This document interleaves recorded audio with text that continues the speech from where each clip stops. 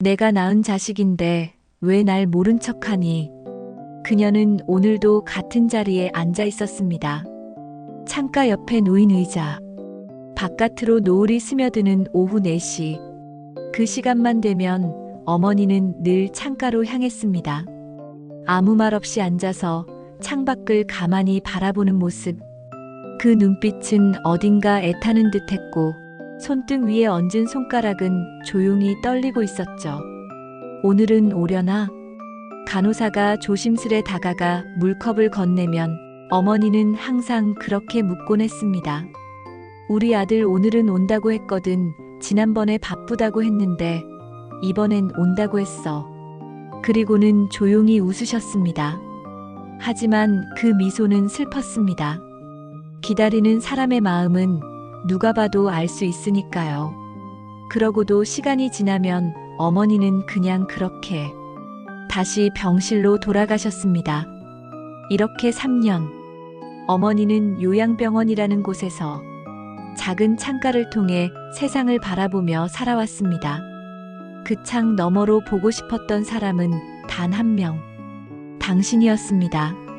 어머니의 젊은 시절 사진 속엔 늘 웃고 있는 아기가 함께 있었어요. 두 팔로 아기를 감싸 안은 그 모습은 아기가 아니라 온 세상을 안고 있는 것처럼 보였습니다. 그 아이가 자라 학교에 입학하던 날, 어머니는 전날 밤 잠도 이루지 못하셨다고 합니다. 도시락 반찬을 몇 번이고 다시 만들고 가방 끈이 풀릴까봐 몇 번이고 묻고 우리 애는 뭐든 혼자 해. 얼마나 야무진데. 어머니는 누구보다 아들을 자랑스러워했죠.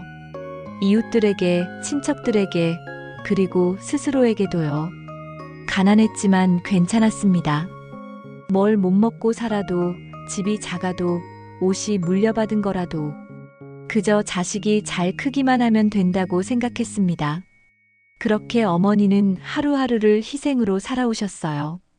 자신은 새 옷 한 번 안 사입고 지병이 있어도 병원 한 번 제대로 못 가고 누군가에게 하소연 한 번 하지 못한 채 그 세월이 어느덧 50년이 넘었습니다.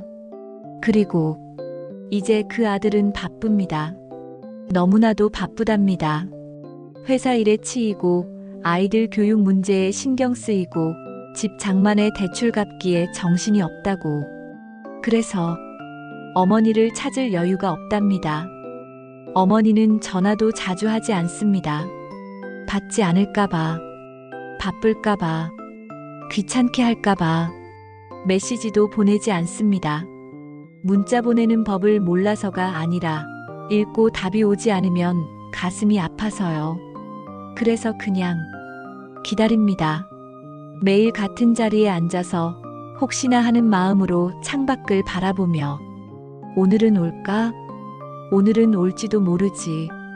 그렇게 수십 번, 수백 번 그런 어머니를 보고 있으면 문득 이런 생각이 듭니다. 우리는 누구를 위해 살아가는 걸까? 자식에게 모든 걸 바치고 사랑을 다 줬지만 정작 그 사랑이 되돌아오지 않을 때 어머니는 원망하지 않습니다. 그저 보고 싶은 마음뿐입니다. 아들아, 엄마 여기 있어. 너 지금 힘들지? 근데 가끔은 그냥 내 목소리만 들어도 돼. 당신은 지금 어머니께 전화를 걸고 계신가요? 엄마, 밥 드셨어요? 오늘 뭐 하셨어요? 다음 주에 시간 돼요? 이 짧은 말 한마디가 어떤 사람에게는 하루의 전부가 됩니다. 꽃다방에서 전하는 오늘의 감동 이야기는 누군가의 진짜 삶입니다. 지금부터 그녀의 인생을 함께 들여다보시겠어요? 그 안에는 사랑이 있었고, 기다림이 있었고, 침묵 속에 담긴 수천 번의 보고 싶다가 있었답니다. 어머니의 이름은 정분남 씨였습니다. 올해 72. 누구보다 평범하게, 누구보다 성실하게 살아오신 분이었습니다. 경상도 외딴 시골 마을에서 태어나 초등학교도 다 마치지 못한 채 농사일을 도우셨죠. 18살 아무것도 모르고 시집을 갔고 23, 첫 아들을 품에 안았습니다.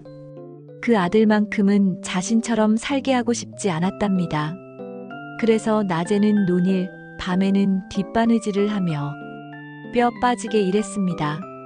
쌀 한 톨, 연탄 한 장을 아껴가며 아들을 키웠습니다. 매일 새벽 5시에 일어나 도시락을 싸고 점심엔 땡볕 밭에서 일하고 밤엔 물티슈도 없이 빨래를 비벼가며 살았어요. 그러면서도 늘 이렇게 말했습니다. 우리 아들은 공부만 해라. 너만 잘 되면 엄마는 그걸로 됐다. 실제로 아들은 공부를 잘했습니다. 학교에서 장학금도 받아왔고 서울에 있는 국립대학에 합격했죠.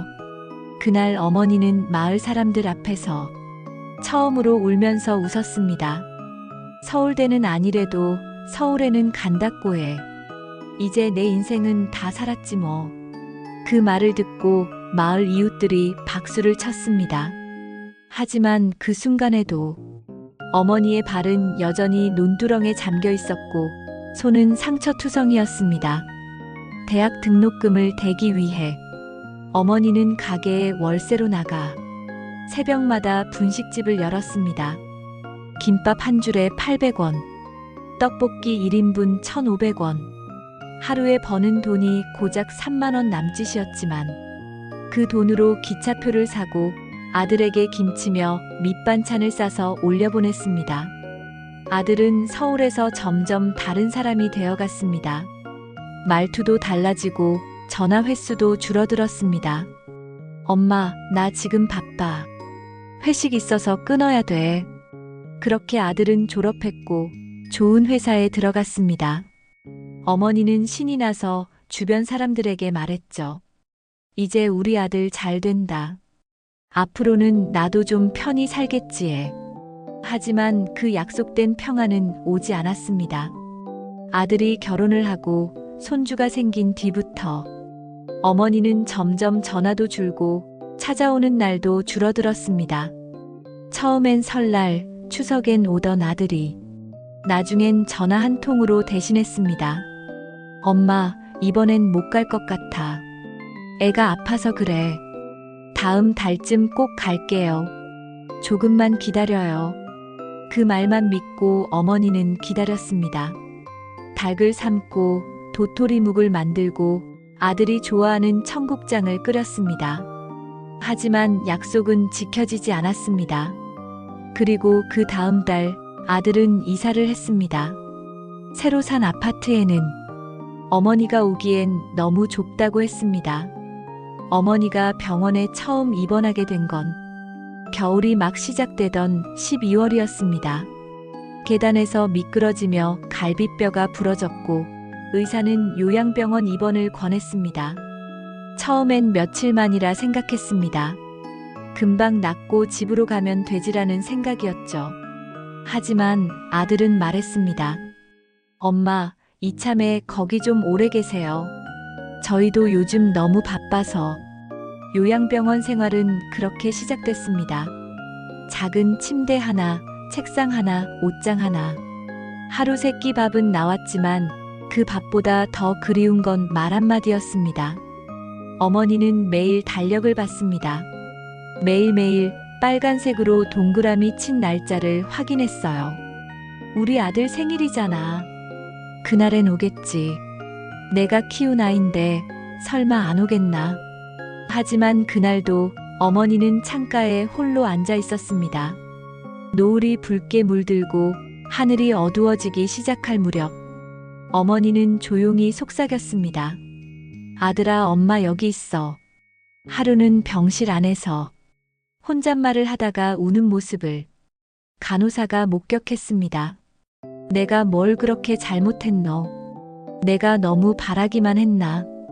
그날 이후 어머니는 하루가 멀다 하고 열이 올랐고 식욕도 잃었습니다. 가끔 정신이 혼미할 때면 어린 아들 이름을 부르며 중얼거렸습니다. 철수야, 엄마 여기 있대이. 내 잘 지내제? 병원에서는 보호자에게 연락을 취했지만 바쁘다는 이유로 오지 않았습니다. 그리고 어느 날 의사는 이렇게 말했습니다. 이제 가족분들 오셔야 합니다. 그리 오래 남지 않았습니다. 그해 겨울 어머니의 생일은 조용히, 너무도 조용히 지나갔습니다. 병실의 커튼은 바깥에서 스며든 햇살에 부드럽게 흔들렸고 차가운 트레이 위에는 생일 케이크 대신 평소와 똑같은 흰죽과 멸치볶음이 놓여 있었죠. 오늘이 내 생일인데 어머니는 혼잣말처럼 중얼거렸습니다. 하지만 아무도 대답해주지 않았습니다. 그 말을 들은 건 그저 하늘에서 반짝이던 햇빛뿐이었습니다. 요양병원에서 생일이란 그저 하루 중 하나일 뿐입니다. 누군가 찾아와 축하해주지 않는 이상 그날은 다른 날과 다를 바 없는 평범한 날이니까요. 하지만 그날 어머니는 작년처럼 또 아들을 기다리고 있었습니다. 그저 얼굴이라도 보면, 목소리 한 번이라도 들으면, 따뜻한 눈빛 한 번이라도 받으면 그걸로 충분하다고 생각하셨습니다. 오늘은 올까? 그 말을 반복하던 어머니는 한참을 기다리다 지쳐 조용히 잠이 들었습니다. 그날 오후 간호사는 어머니의 침대 옆 탁자에서 작은 봉투 하나를 발견했습니다. 봉투에는 흔들리는 글씨로 이렇게 쓰여 있었습니다. 철수에게. 조심스럽게 봉투를 열어보니 그 안에는 구겨진 편지 한 장이 들어 있었습니다. 노란빛이 감도는 종이 위에 떨어질 듯한 글씨체로 어머니는 이렇게 써두셨습니다. 어머니가 남긴 마지막 편지. 철수야, 아들아, 오늘은 내 생일이구나. 그런데 이상하다. 나 어릴 때부터 생일 챙기는 거 안 좋아했는데 오늘은 이상하게 누가 와줬으면 좋겠더라. 내가 바쁜 건 안다. 엄마가 그걸 모를까? 회사 다니느라 힘든 거, 아이들 키우느라 정신없는 거, 엄마가 누구보다 잘 안다. 그래도 말이야. 그래도 내가 오늘 한 번쯤 와줬으면 참 좋았겠다 싶었다. 엄마는 요즘 가끔 거울을 본단다. 흰머리가 더 많아졌고 피부는 푸석푸석하고 손등에는 주름이 깊어졌더라. 그걸 보면서 이런 생각을 했어. 아, 나 이제 엄마 역할 끝났구나. 내가 내 손을 더는 찾지 않는 걸 보면서 이제 나는 엄마가 아니라 그냥 내 인생에서 조용히 사라지는 존재가 되어야겠구나 싶었단다. 그래도 철수야, 엄마는 너를 미워하지 않는다. 단 한 번도 너를 원망하지 않았다. 널 미워할 줄 몰라서 그저 더 보고 싶고 더 안아주고 싶고 내 목소리를 듣고 싶을 뿐이야. 그러니까 너무 늦기 전에 한 번만 와주지 않겠니? 엄마는 오늘도 창가에 앉아 하늘을 보며 너를 그리워한다. 사랑한다. 내 엄마가. 그 편지를 발견한 간호사는 눈물을 삼키며 조용히 원무과로 편지를 전달했습니다. 그리고 이틀 뒤 아들에게 전화를 걸었습니다. 보호자분, 어머니 상태가 급격히 안 좋아지셨어요. 지금 오시는 게 좋을 것 같습니다. 아들은 전화를 끊고 한참을 멍하니 앉아 있었습니다. 한동안 걸지 않았던 병원 전화, 그 병원에서 들려온 목소리. 가슴 한켠에서 무언가가 묵직하게 가라앉기 시작했습니다. 다음 날 아침, 아들은 조심스레 요양병원에 도착했습니다. 간호사는 말없이 병실을 가리켰고 그 안엔 너무도 작아진 어머니의 모습이 있었습니다. 잠든 듯한 모습, 숨소리조차 작았고 손은 종이처럼 말라 있었습니다. 탁자 위에는 미리 포장되어 있는 선물 상자가 하나 놓여 있었고 그 위엔 이렇게 적혀 있었습니다. 철수가 오면 주세요. 상자 안에는 어머니가 직접 접은 손수건 그리고 낡은 아기 때 사진이 들어 있었습니다. 흑백 사진 속 작은 아기를 안고 웃고 있는 젊은 어머니. 그 얼굴은 지금보다 훨씬 밝았고 눈빛엔 모든 걸 감싸는 따뜻함이 담겨 있었습니다. 그날 밤 어머니는 조용히 숨을 거두셨습니다. 아들은 곁에서 아무 말도 하지 못한 채 그저 흐느꼈습니다. 그 어떤 말도 지금의 자신을 용서해 줄 수 없다는 걸 알았기 때문입니다. 엄마 미안해요. 미안해요. 정말 너무 늦게 왔네요. 며칠 뒤 작은 납골당 한켠에 어머니의 유골함이 안치되었습니다. 아들은 조심스레 편지를 하나 남겼습니다. 아들이 쓴 편지. 엄마, 이제야 왔어요. 너무 늦었죠? 왜 그랬을까? 왜 그렇게 바쁘다는 핑계로 엄마 마음을 그렇게 외롭게 했을까? 엄마가 내 생일엔 언제나 미역국 끓여주셨는데 나는 엄마 생일날 전화 한 통 못 드렸네요. 엄마, 정말 미안해요. 그리고 정말 사랑했어요. 그 사랑을 표현하는 법을 몰라서 이렇게 돼버렸네요. 부디 다음 생엔 제가 먼저 엄마의 손을 잡고 절대 놓지 않을게요. 사랑합니다. 내 삶의 시작이자 끝까지 곁에 있었던 나의 어머니. 이 이야기는 단순한 누군가의 사연이 아닙니다. 지금도 어디선가 창가에 앉아 자식을 기다리는 어머니가 있습니다. 지금도 말은 하지 못하지만 그립고 보고 싶은 사람을 가슴에 품은 부모가 있습니다. 우리는 그 사실을 너무도 자주, 너무도 쉽게 잊고 살아갑니다. 지금 그분께 연락해 보시겠어요? 엄마, 밥은 드셨어요?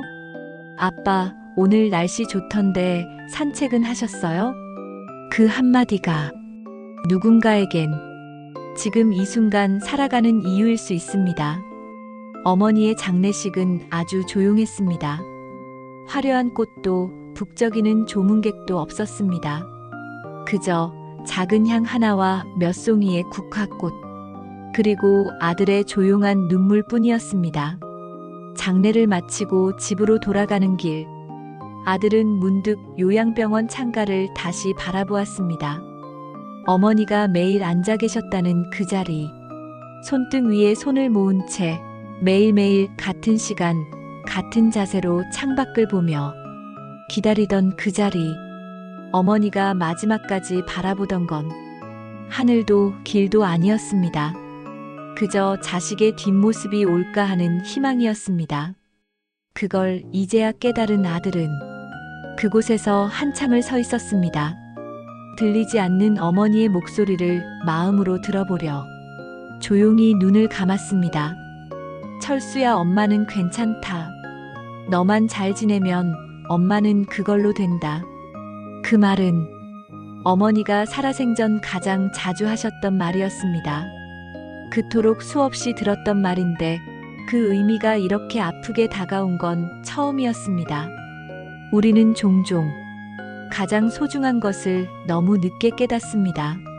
늘 곁에 있을 거라고 생각했던 부모님, 늘 그 자리에 앉아 계실 거라 믿었던 어머니.